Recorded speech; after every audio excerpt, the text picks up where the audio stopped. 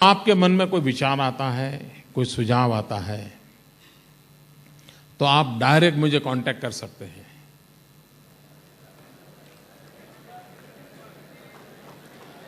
मैं फेसबुक पर अवेलेबल हूं, मैं ट्विटर पर अवेलेबल हूं, यूट्यूब पर अवेलेबल हूं, व्हाट्सएप पर भी मिलूंगा।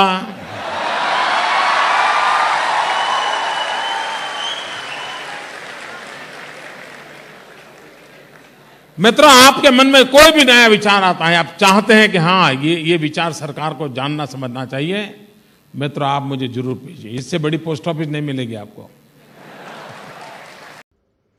अब आपके पास पहुंचने के लिए ये टेक्नोलॉजी भी मेरी मदद कर रही है।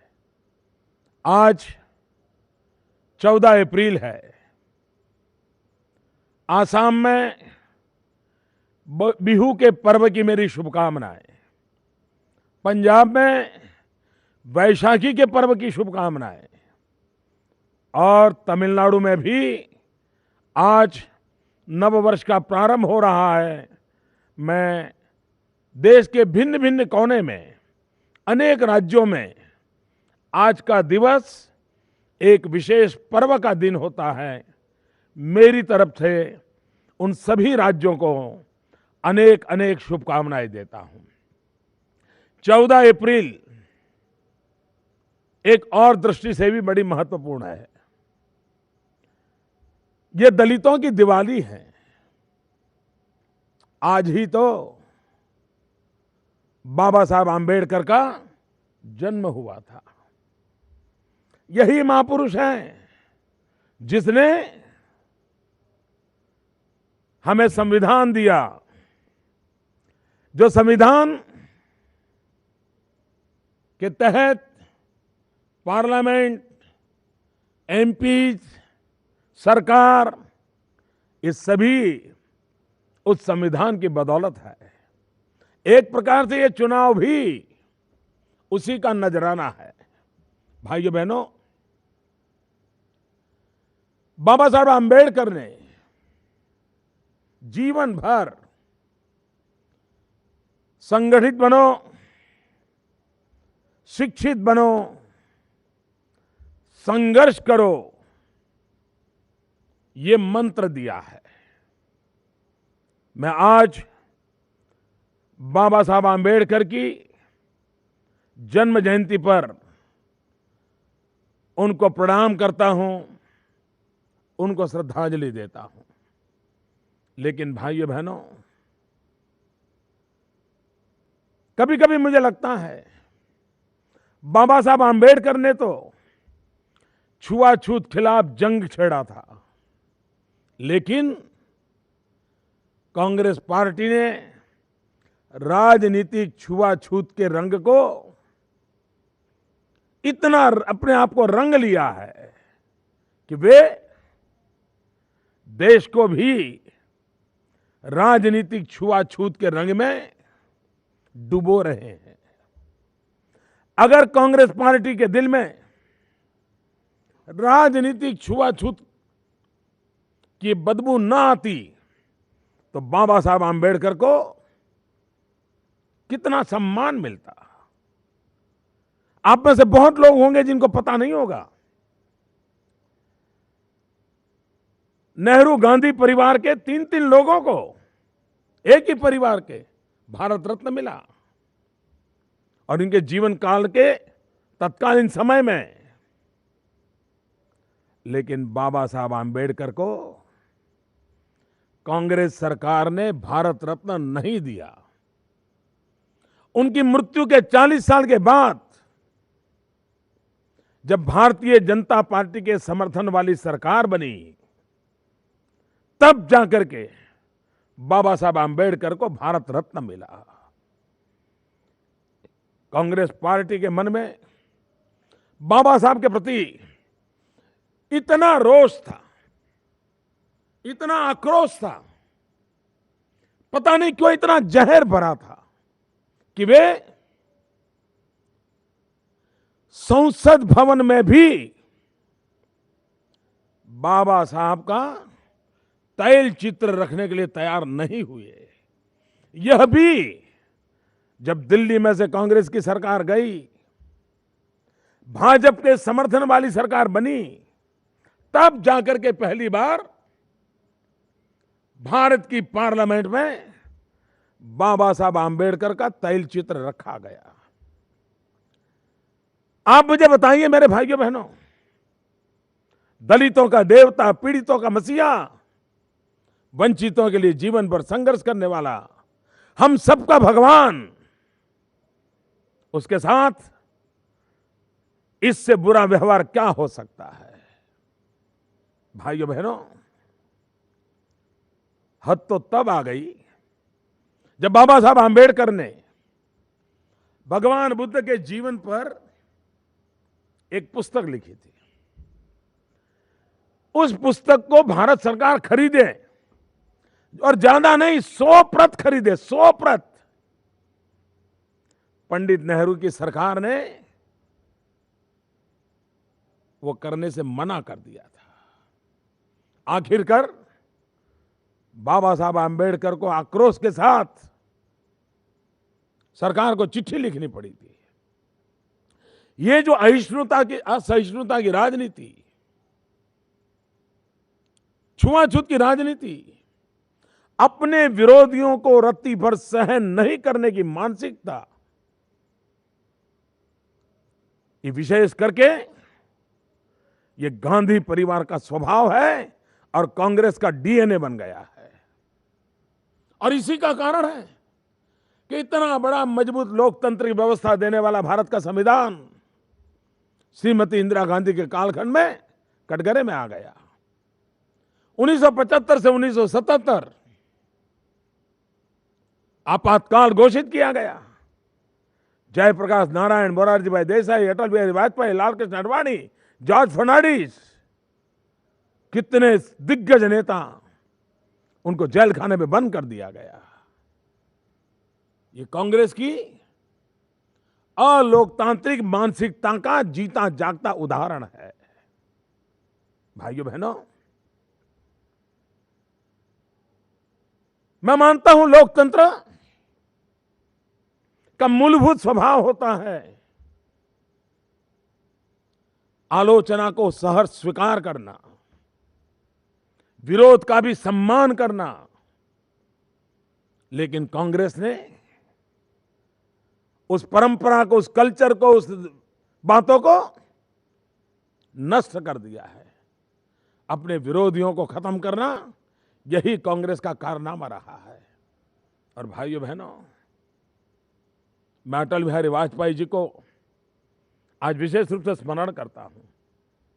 एनडीए के शासन में दलित, पीड़ित, शोषित, समाज के उपेक्षित वर्गों के लिए जो योजनाएं बनी, वो योजनाएं आज भी गरीबों के जीवन को कल्याण करने वाली है।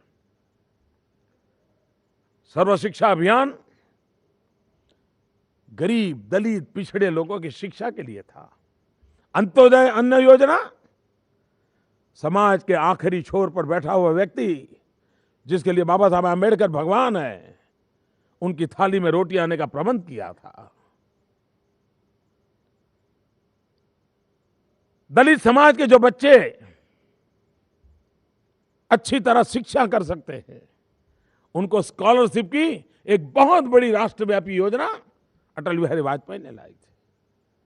भाइयों बहनों, हमारे देश का आदिवासी समाज, भगवान राम के जमाने से हम जानते हैं आदिवासियों की भूमिका कितनी उत्तम रही है।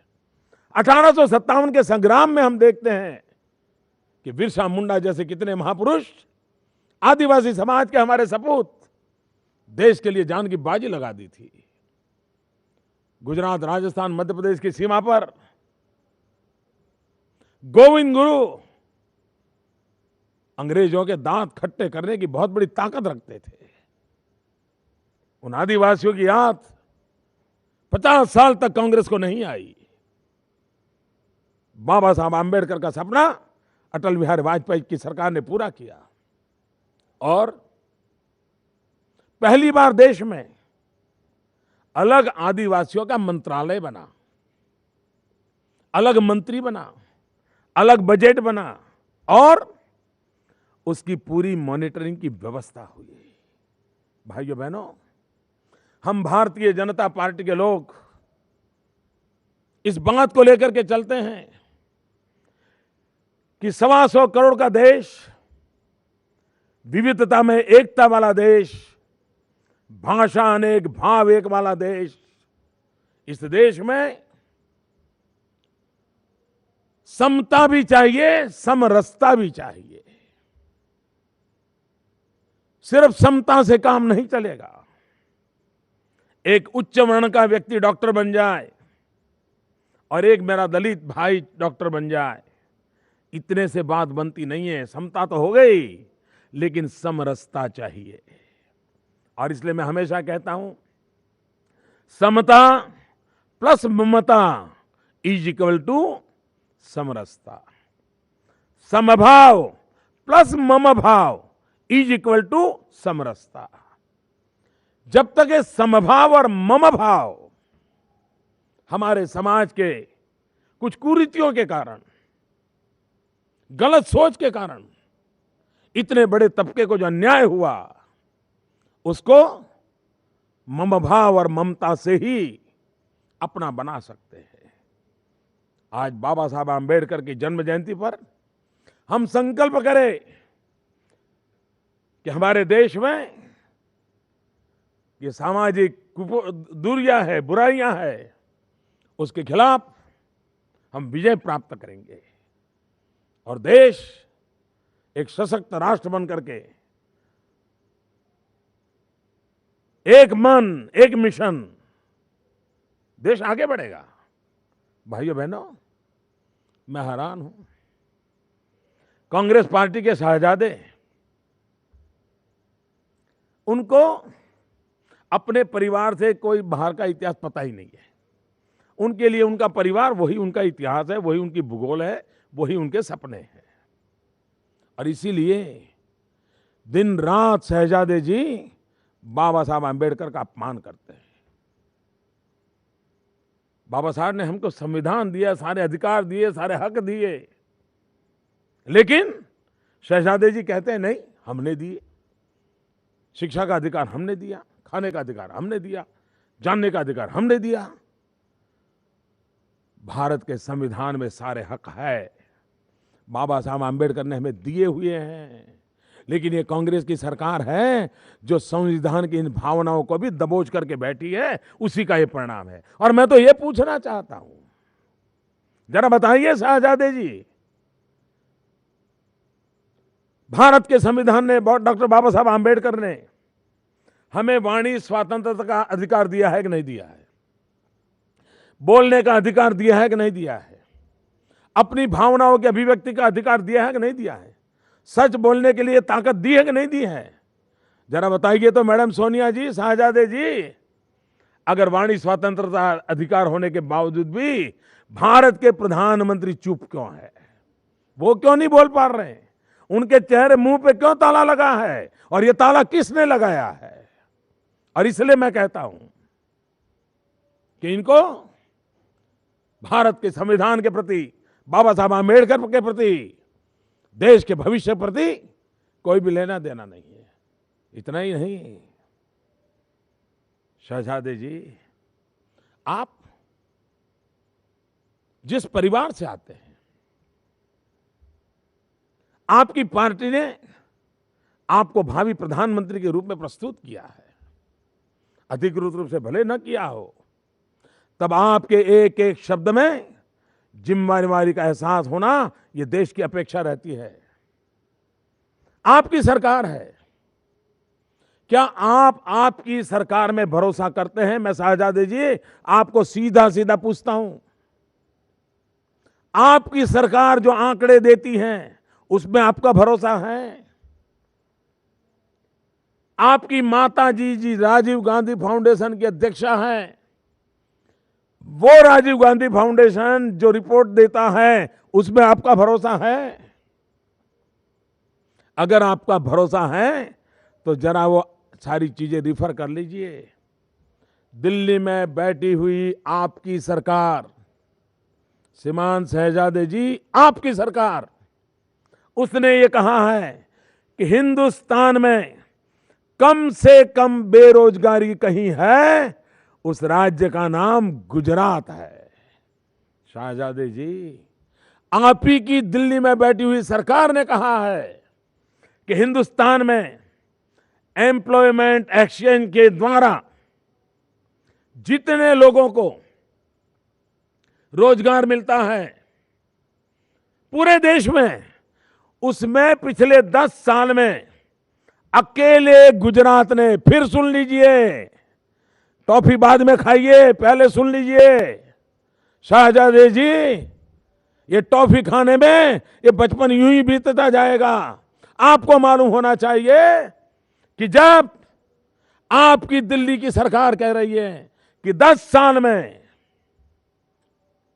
पूरे हिंदुस्तान में एम्प्लॉयमेंट एक्सचेंज के द्वारा जो रोजगार दिए गए, उसमें अकेला गुजरात 57% यानी कि 57% रोजगार अकेले गुजरात ने दिए हैं। बाकी 45% में पूरा हिंदुस्तान समेट गया है, जिसमें आपकी सभी राज्य सरकारें भी है और आपकी दिल्ली की सरकार भी है। कुछ तो सच बोलो जी। और मैं मीडिया के मित्रों को विनती करता हूं कि अनाप शनाप जो शहजादे आंकड़े दे रहे हैं ना, जरा वेरीफाई तो करो, जरा चेक करके देश के सामने रखो ना। भाइयों बहनों, इस चुनाव में मैं देख रहा हूं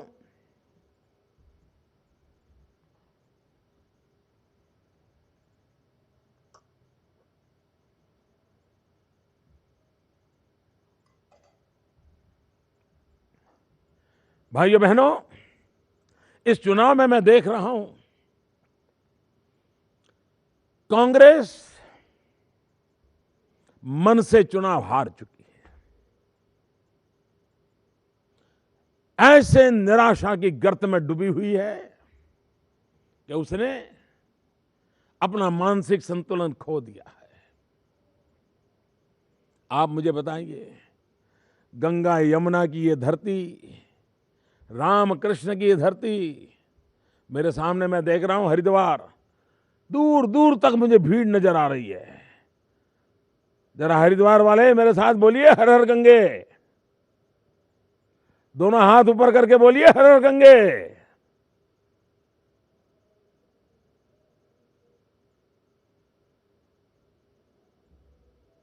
हाँ, सुनाई दिया, दिखाई दिया।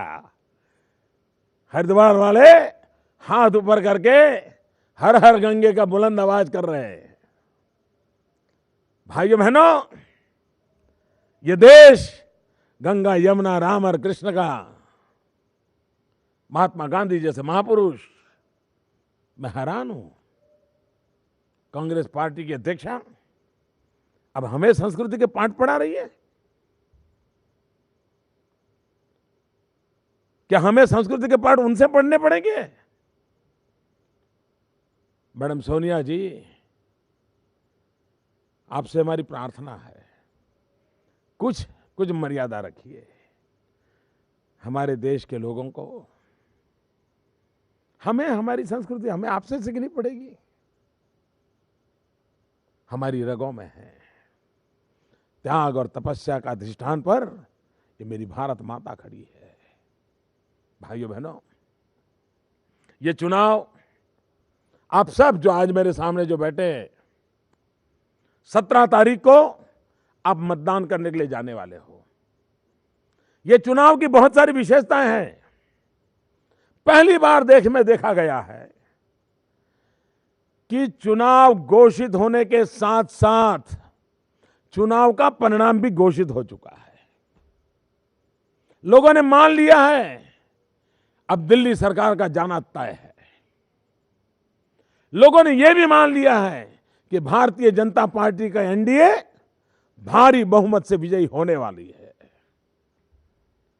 16 मई को देश के भविष्य की नींव रखने का एक महाअभियान आपके मतदान से होने वाला है। मैं मतदाता भाइयों बहनों और विशेष करके नौजवान मतदाताओं को प्रार्थना करता हूं, अब देश के लिए प्रयोगों का समय नहीं है। अब देश के लिए ये करूं या न करूं इस उलझन का समय नहीं है। देश में आज मक्कम निर्धार के साथ निर्णय करने का समय है। आधे अधूरे मन से काम करने का वक्त नहीं है। जब ये सरकार जा ही रही है, कांग्रेस डूब रही है, तो क्या हमारा कर्तव्य नहीं बनता कि अब हम दिल्ली में बहुत ही मजबूत सरकार बनाएं। पिछले 25 साल में देश को न मिली हो ऐसी मजबूत सरकार देना नौजवानों आपका कर्तव्य है, हमारी जिम्मेवारी है। क्योंकि सबसे बड़ा मुद्दा भविष्य का आपके साथ जुड़ा हुआ है। मेरे नौजवान मित्रों, सोचो, अगर ये 5 साल ढीले ढाले गए, हल्के फुल्के गए, मक्कम निर्णय की ताकत के बिना की सरकार बन गई, तो सबसे ज्यादा नुकसान किसको होने वाला है? मेरे नौजवान मित्रों, सबसे ज्यादा नुकसान उन नौजवानों को होने वाला है जो 25 से 35 के बीच में हैं, जिनका भाग्य का ये उत्तम काल है। मेरे नौजवान साथियों, आपके जीवन का ये उत्तम काल है। ये चुनाव आपके जीवन का उत्तम अवसर है। आप ऐसा काम कीजिए, पूरे देश में माहौल बनाइए और आप ही नेतृत्व कीजिए देश में मजबूत सरकार बनाने का, क्योंकि मजबूत सरकार ही आपका भाग्य बदलेगी। अगर ये मौका खो दिया तो 5 साल आपके कैसे जाएंगे? पिछले 10 साल में देश के नौजवानों का क्या हुआ? तबाही हो गई भाइयों। अगर उन नौजवानों को हमने ताकत दी होती, क्या होता? ये आज शाहजादे जिस दुनिया को बातें बताते हैं। मैं आपको एक रहस्य बताऊं, माफ करना मेरा गला जरा ज्यादा ही खराब है, तो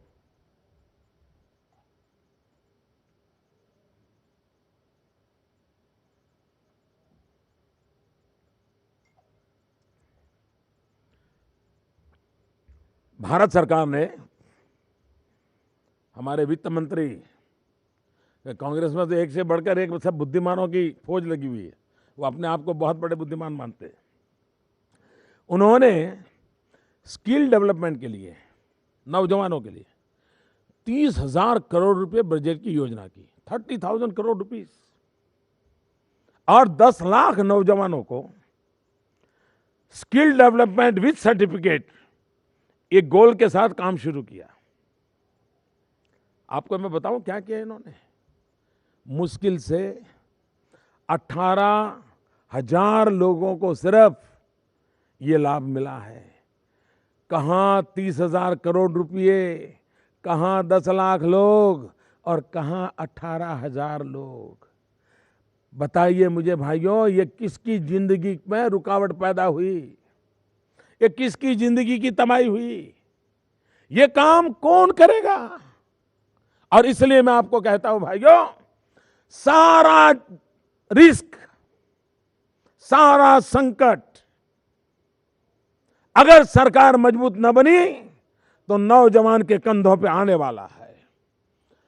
मेरे साथियों, मैं देश की जवानी को काम देना चाहता हूं, मैं देश की जवानी को अवसर देना चाहता हूं, मैं देश के जवानों का भाग्य बदलना चाहता हूं, और इसलिए मैं आपसे आग्रह करता हूं, अब दिल्ली में मजबूत सरकार होना जरूरी है। आप ये बात पहुंचाइए। 17 तारीख को मतदान है। उस मतदान के दिन आप अपनी ताकत का परिचय दो नौजवानों। भाइयों बहनों, तड़जोड़ की राजनीति बहुत हो चुकी है। सबको लेकर के चलने की राजनीति की आवश्यकता जरूर है। जो देश के पॉलिटिकल पंडित हैं ना, वो अभी भी अरिथमेटिक का हिसाब लगा रहे हैं। उनको लगता है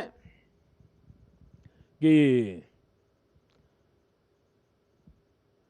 2% इधर गया, 1% इधर गया, 2% ऊपर गया, 1% नीचे आया। ये अरिथमेटिक वाला चुनाव नहीं है। वो पुराने जमाने में होता था कि पहले 4 थे तो 6 होंगे कि 2 होंगे। ये चुनाव केमिस्ट्री का है। अरिथमेटिक के चुनाव में 1+1 2 होता है, लेकिन केमिस्ट्री के चुनाव में एक के बगल में एक आ जाए तो 11 हो जाता है। आज 125 करोड़ देशवासियों का मन का केमिस्ट्री, यही तो हिंदुस्तान का भविष्य तय करने वाला है। कांग्रेस इस देश को कुछ नहीं दे सकती। भाइयों बहनों, मुझे बताइए, ये कांग्रेस के जितने नेता देश में भ्रमण कर रहे हैं, उनका काम है अपने काम का हिसाब देना चाहिए। वो नहीं दे रहे हैं, औरों पे आरोप लगाते फिर रहे हैं। वो भ्रष्टाचार के ऊपर बोलने को तैयार नहीं, महंगाई के ऊपर बोलने को तैयार नहीं, बेरोजगारी पर बोलने को लिए तैयार नहीं। उन्होंने खुद ने मैनिफेस्टो में जो वादे किए थे उसको पूरा नहीं किया, उसके लिए बोलने के लिए तैयार नहीं। यानी वे अपने आप को अकाउंटेबल मानते ही नहीं है, जवाबदेह मानते नहीं है। क्या जनता को उन्होंने जवाब देना चाहिए कि नहीं देना चाहिए?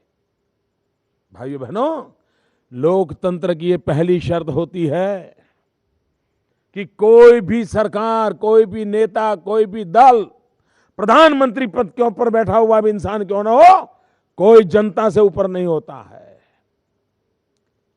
हमारा सबका अगर कोई हाईकमांड है, हमारा सबका अगर कोई मालिक है, तो देश के 125 करोड़ मेरे भाई बहन हैं। और इसलिए भाइयों बहनों, हमने इस बात को गंभीरता से लेने की आवश्यकता है। इन दिनों एक बहुत बड़ी चर्चा, और मैं भी उस चर्चा के संबंध में आप ही की तरह चिंतित हूं। क्या राजनीति का अपराधीकरण होने देना चाहिए? क्या अपराधी प्रवृत्ति राजनीति में बढ़नी चाहिए? एक जमाना था कांग्रेस ने सत्ता हथियाने के लिए, कुछ दलों ने सत्ता हथियाने के लिए अपराधियों का उपयोग करना शुरू किया। बाद में धीरे धीरे अपराधियों ने भिन्न भिन्न राजनीतिक दलों में खुद के ही पैर जमाना शुरू कर दिया। फिर अपराधियों को भी लगा कि हम औरों को मदद करके जिताएं, उसके बजाय हम ही क्यों न जीत जाए। भाइयों बहनों, देश का दुर्भाग्य हुआ कि जन सेवा में से जो नेतृत्व पैदा होता था, ये कांग्रेस कल्चर के कारण, ये विकृत राजनीतिक प्रकृति के कारण बंदूक की नली में से नेतृत्व पैदा होने लग गए। मैं आज देशवासियों को मेरे मन की बात बताना चाहता हूं। आज भले ही राजनीतिक दलों की शायद मजबूरी बनी हो, लेकिन इसका उपाय हो सकता है। भारत की राजनीति को अपराधियों से मुक्त किया जा सकता है, और मैंने मन में ठान के रखी है जी। मौका दीजिए बस। हमने तय किया है, एक बार जितने लोग विधानसभा में चुन करके आए हैं, जितने लोग पार्लियामेंट में चुन करके आए हैं, उनके जितने भी पेंडिंग केसेस होंगे, जितने भी आपराधिक मामले होंगे, उन सारे के सारे मामलों के लिए अलग कोर्ट की रचनाएं की जाएगी। सुप्रीम कोर्ट की निगरानी में सारा काम चलाया जाएगा, और 1 साल के भीतर भीतर दूध का दूध, पानी का पानी हो जाए।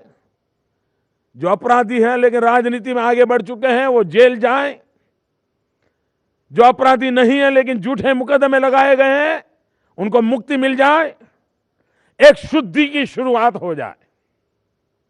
फिर जितने चुनाव लड़े हैं एमएलए और एमपी का, और उन पर कोई मुकदमे हो, उनके केस चलाए जाए, और बाद में पंचायतों में, कॉरपोरेशन में जाया जाए। 5 साल के भीतर भीतर भाइयों बहनों, मैं ये काम करके जाना चाहता हूं। आप मुझे आशीर्वाद दें। हिंदुस्तान की राजनीति में अपराध मुक्ति का अभियान ये सिर्फ भाषण करने से होने वाली बात मैं नहीं मानता हूं, उपदेश देने से होने वाली बात बताना नहीं आया हूं। मैं मक्कम निर्धार के साथ, टाइम बाउंड कार्यक्रम के साथ अपराध मुक्त राजनीति, और मुझे उसमें सज्जन लोगों की मदद चाहिए, प्रामाणिक पवित्र लोगों की मदद चाहिए। और वो उसमें कोई भी दल होगा, मेरे ही पार्टी का कोई क्यों न हो, कोई डिस्क्रिमिनेशन नहीं होगा,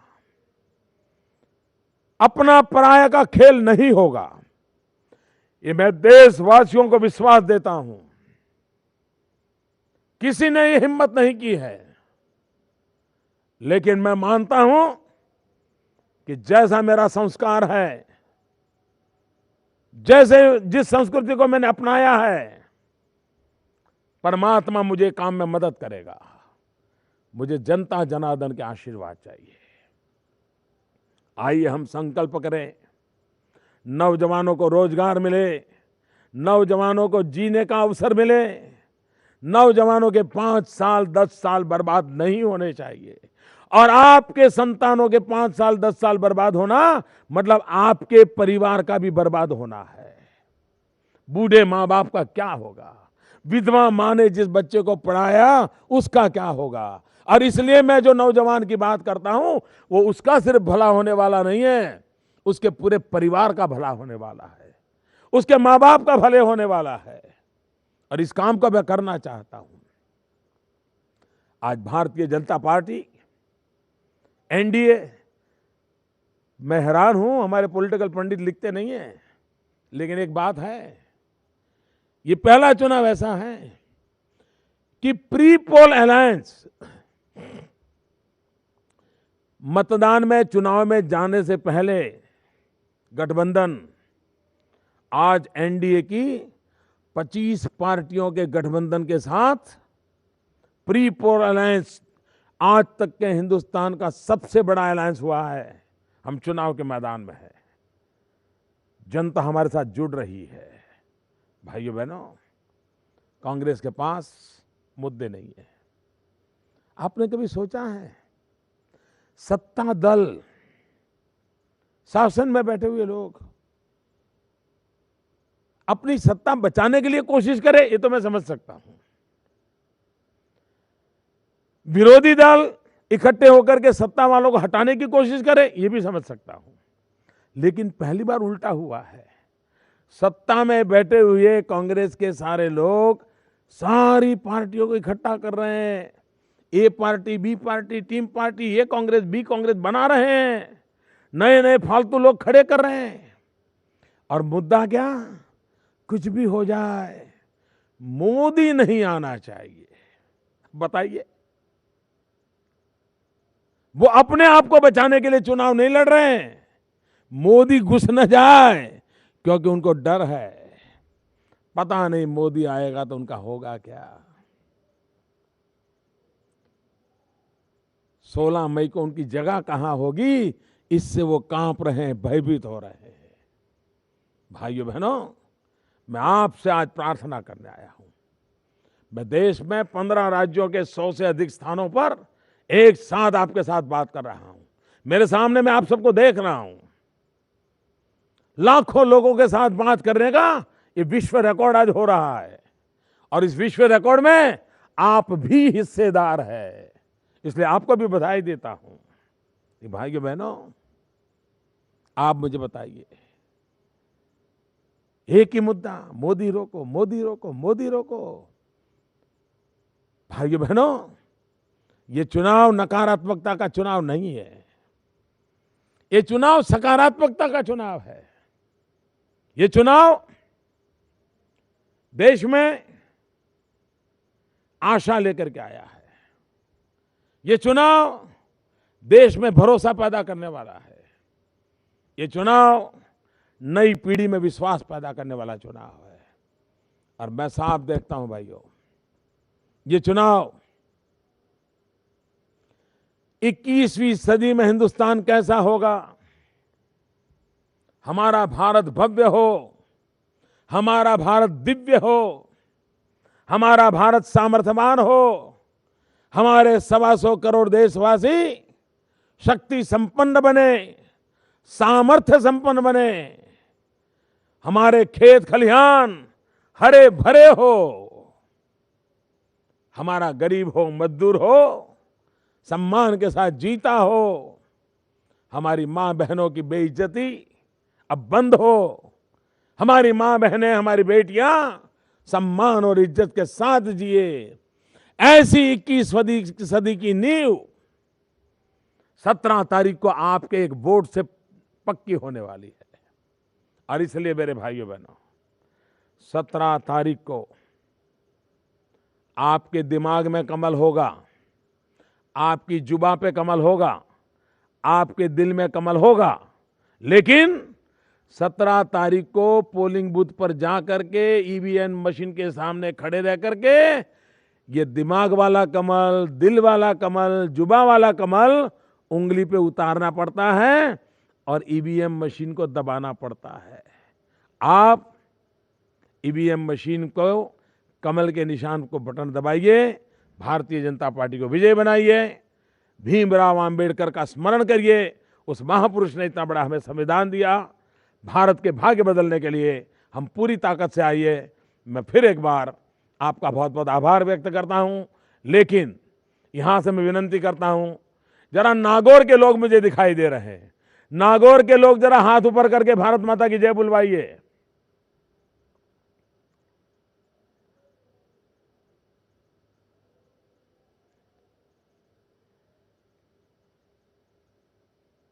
नागौर के लोग,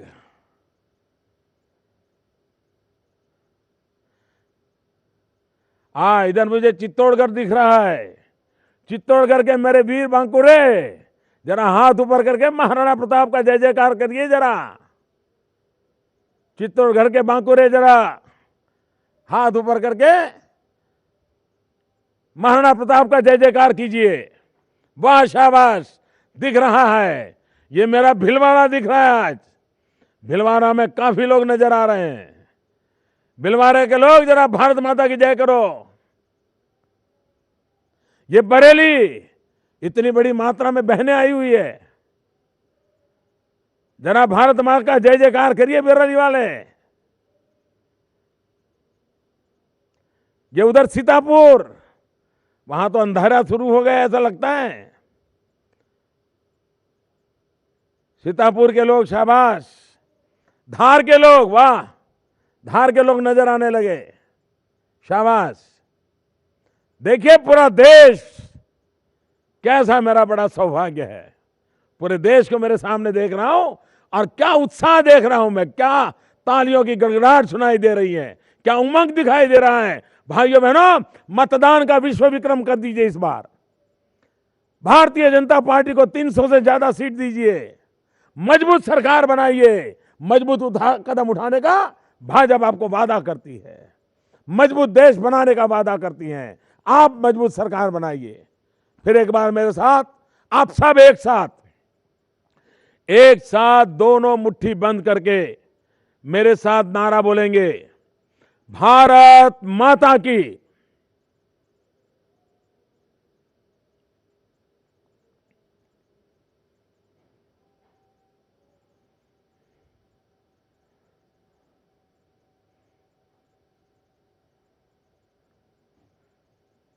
फिर से मेरे साथ पूरी ताकत से सबके सब दोनों हाथ ऊपर करके जोरों से बोलिए, भारत माता की।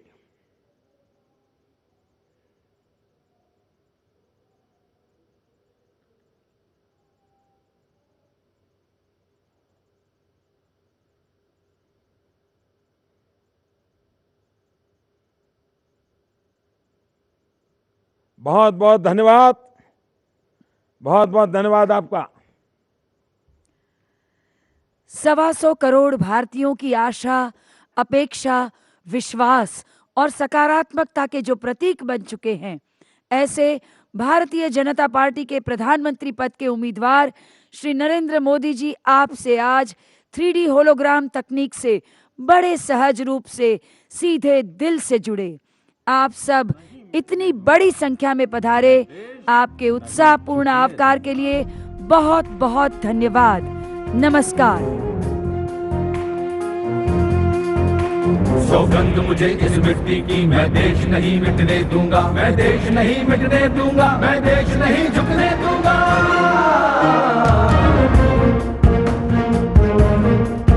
मेरी धरती मुझसे पूछ रही, कब मेरा कर्ज चुकाओगे।